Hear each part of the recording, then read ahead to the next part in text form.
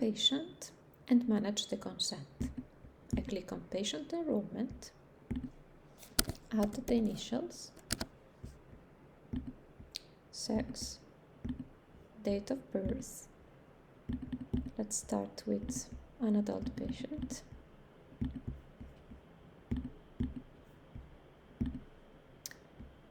Save and add consent.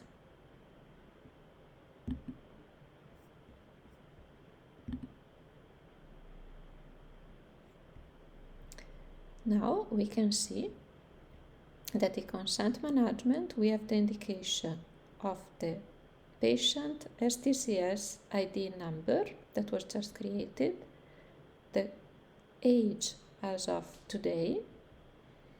By default, the patient, because it's adult at time of enrollment,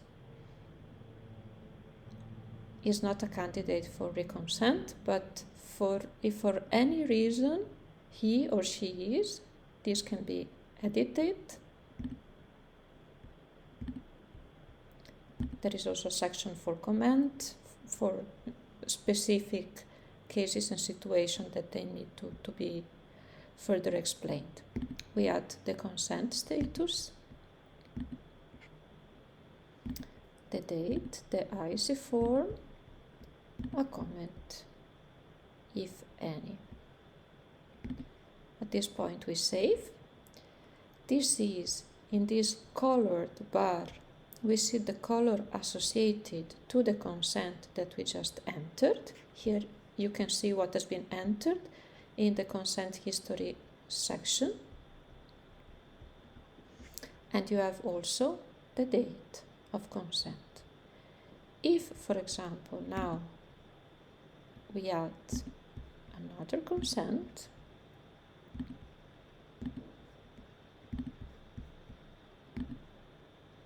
and save, you see that now here in the colored bar you have the date for the second consent and also another color, the one that is associated to that consent status, and here you see the consent history.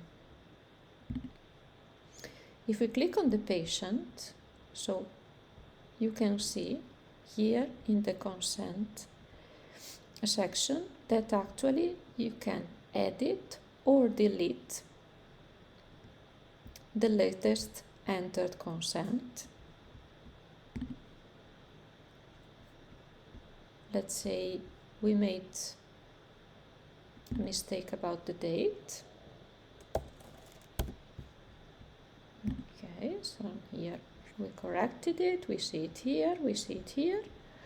Or we can say, no, actually this is completely wrong. It's like belong to another patient, for example. So we can delete it. You can see that it's deleted, and it's also deleted from the consent history.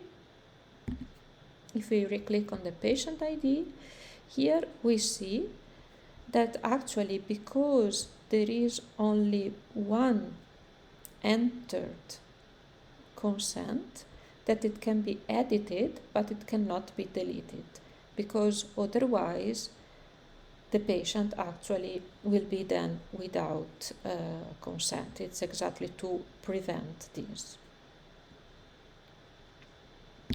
We can add a consent. Let's say we received the consent.